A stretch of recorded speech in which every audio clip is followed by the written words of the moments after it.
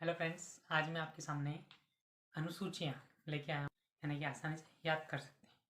तो सबसे पहले हम देखेंगे कि मूल संविधान में, यानी कि भारत का संविधान। ठीक है फ्रेंड्स, भारत के संविधान के बारे में बात करें तो कब लागू होता है, सबसे देखें तो ये आता है 26 नवंबर 1949 को तो ये पूर्ण होता है और लागू किया जाता है इसको 26 जनवरी 1950 को। ठीक है फ्रेंड्स, अब देखा जाए तो इसको तीन भाग बता सकते हैं इसके। नंबर एक लेते हैं तो अनुच्छेद, जिनको इन्होंने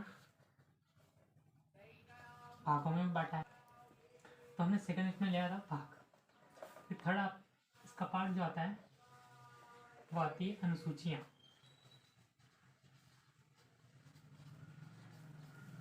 अनुसूचियाँ ये इसका थर्ड पार्ट। हम इसको तीन पार्ट में देख सकते हैं। अब अनुच्छेद की बात करें तो यहाँ लिखेंगे मूल संविधान।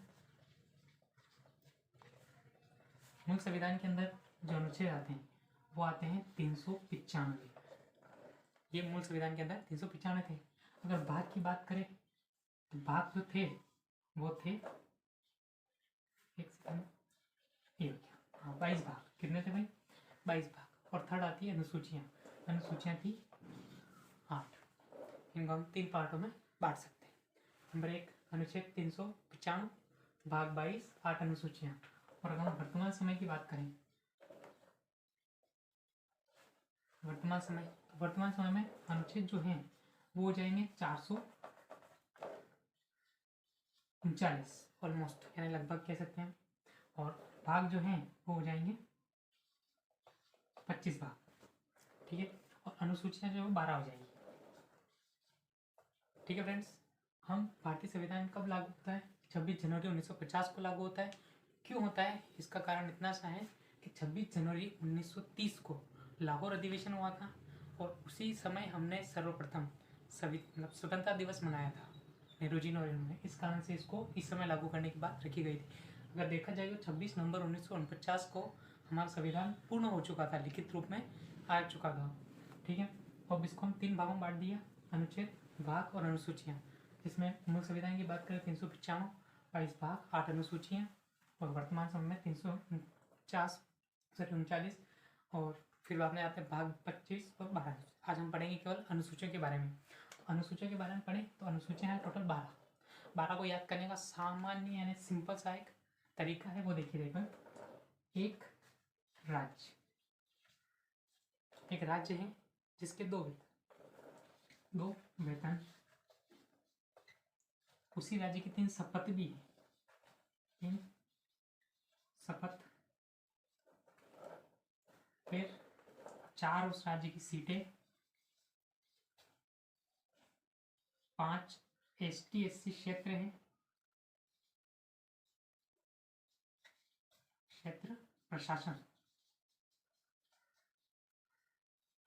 6 में पूरा असमी, 6 में पूरा असमी, इसको मैं पूरा लिखता हूँ, पूरा असमी। ठीक है, ये 6 हो गए। अब 6 और हम इधर ले लेते हैं तो 7 में आ जाएगी सूची, ये होगी 7 में सूची। 8 भाषा, 9 भूमि सुधार,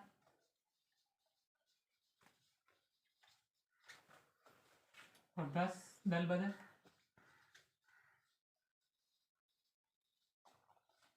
और 11 पंचायतें,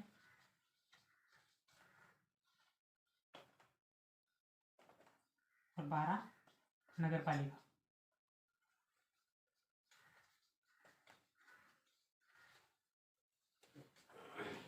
ठीक है फ्रेंड्स, ये हो गए पूरी 12 अनुसूचियाँ।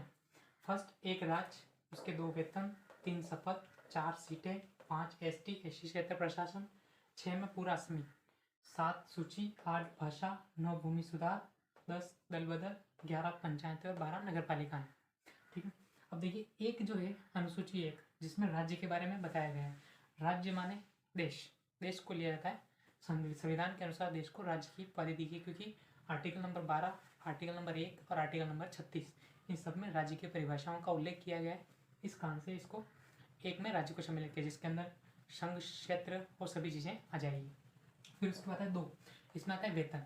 वेतन के मामले में देखा जाए तो भारत के जो सभी उच्च अधिकारी जैसे कि राष्ट्रपति, उपराष्ट्रपति और सीजीआई, ये सभी इन सभी की वेतन भी अनुसूची 2 में सम्मिलित किया गया है।